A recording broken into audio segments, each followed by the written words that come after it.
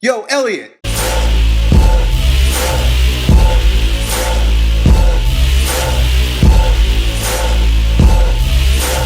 So we got this question from The River 2012. He's got asthma. Since he was 2 years old, he's had asthma. He wants to join the Marines, but the Marines don't let damaged people in. Nah, I'm just fucking with you. They don't let people with asthma in, and I could see why. So, but he's hell-bent on becoming a Marine. He's got to figure out what to do about this asthma. Now, asthma, just like many of our modern chronic diseases, can be a manifestation of multiple different things, right?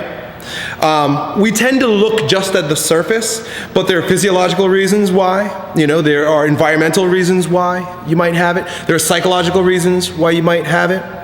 And physical reasons why you might have it, right? There are multiple different reasons why you may be getting this response. And this is the case with many of our modern chronic illnesses, dysfunctions, diseases, right? So, I am not a doctor, nor do I pretend to be on TV, but I am an expert of the musculature, of the body, the nervous system, and how they operate in order to have us present ourselves to the world, right? So I always talk about the strongest version of yourself, right? Being the strongest version of yourself means that all things that can be maximized are maximized. So we can't ignore the physiology or the psychology, especially if we're considering how it's manifesting itself physically. Physically, musculoskeletally, you could be suffering from, and this is the only way I can approach it, your asthma due to muscular constriction, right? Muscular constriction, especially muscular constriction that's going to limit your ability to breathe, is often a manifestation of a psychological paradigm or tool that you're using. You're doing it, right?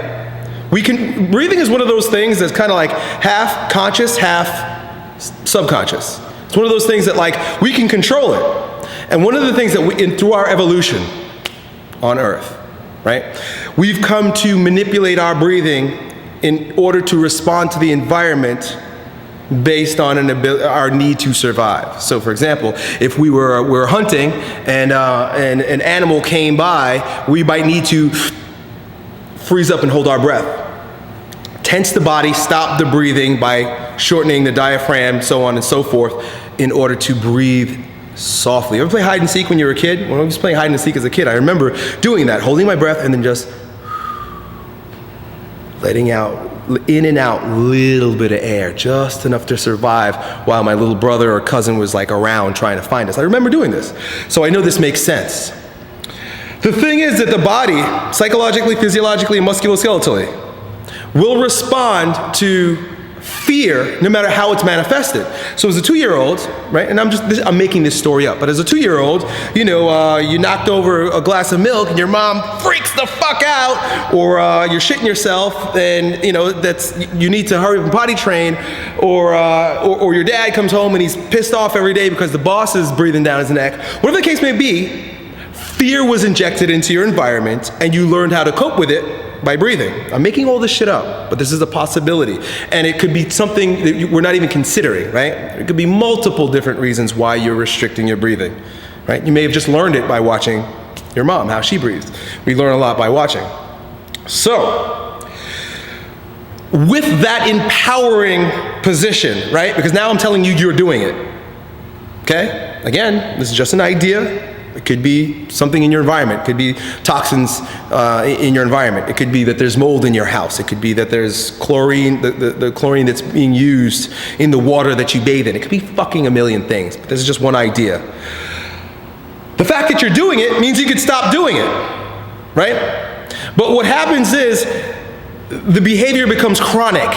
It's embedded in your nervous system. So you're doing it without even thinking about it, right? It becomes a habit of breathing shallow. So if you're a shallow breather because you're responding to the fear stimulus and now it's become chronic. This happens with all types of fucked up physiologies, right? I was reading a question from another guy who has tight legs. I can go on a rant with that. So, what we've got to do is, what's the best way I'm asking you guys, you should know this, right? You've been watching my videos long enough. What's the best way to reduce muscular tension, right? Neurotic holding patterns on muscle. And when I say neurotic holding patterns, I'm saying it's because you're doing it. Foam rolling, static stretching. Vibration is one that we don't think about. Vibration releases muscular tension, right? That's why when you're, I think they use, when you injure yourself, I remember in college, like we'd bust an ankle, they put these electronic stimulation things that would send like vibratory shocks through our body. Vibration is very powerful, vibrating the body. So, getting your body to breathe deeper can be achieved by stretching, static stretching, the musculature associated with all your extra respiratory muscles. I have videos. The Truth About Deep Breathing is a video. I'll link it up if I remember, that you can watch to show you how to stretch the musculature of breathing. Deep sounds send vibration into the diaphragm and lungs.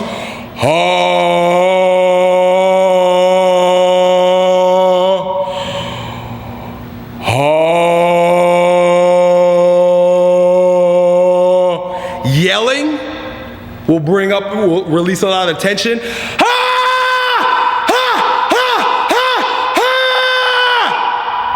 Right? It releases neurotic tension. It releases neurotic holding patterns, especially as it is associated with your lungs. Deep humming. I mean, I feel all the muscles. I feel it vibrating and relaxing. I often do this before I make these videos. I do lots of humming and yelling exercises and shaking, right? Waiting for somebody to make a GIF of me. You guys make these shits all the time. So as you're exhaling, right, you're shaking so that you're vibrating the diaphragm, the lungs.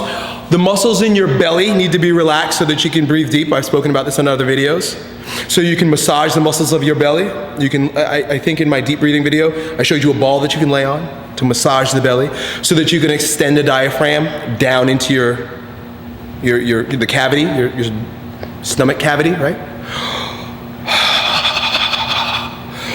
Open it all up. Get the mind and the body. I'm always talking about the nervous system for a reason. Get the mind and the body to team up and work together in order to release the neurotic holding patterns on your respiratory system and extra respiratory muscles. So that's it.